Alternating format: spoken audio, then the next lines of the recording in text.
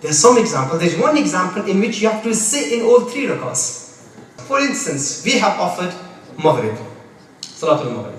Say that you have missed, you offered 1 rakah behind the Imam.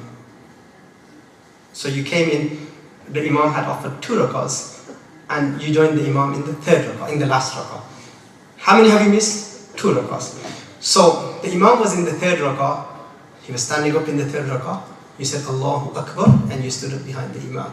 Or if the Imam was in ruku, you said the first takbir, tahrim, Allahu Akbar, and then you said the second takbir, and you went to ruku before the Imam stands up for Sami Allahu liman hamida, before Qawma, you joined the 3rd rakah, that is your first rakah.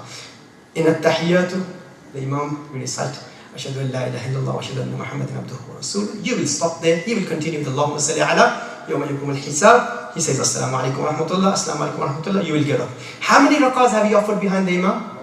1. When you will get up in terms of recitation, that will be your first rakah. So you will begin with what? Subhanakallah.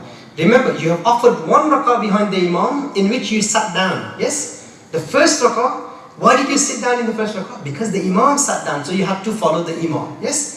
Now you stood up for the second rakah. In terms of recitation, that is your first rakah. But when you will go in ruku, then you will go in sajda. After sajda, in terms of sitting down, what number rakah is this? What number?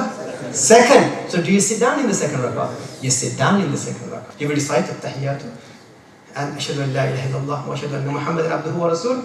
Now when you will get up in terms of recitation, what number rakah is this? 2nd. So will you begin with Subhanakallah?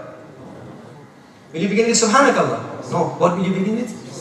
Bismillah ar-Rahman ar-Rahim and Alhamdulillah. But now, because remember, it's your last rakah, isn't it? So you won't attach a surah, will you? Huh? It's your 2nd, so you will attach a surah. Well done, mashallah. Excellent. Why? Because in terms of recitation, it's your 2nd rakah.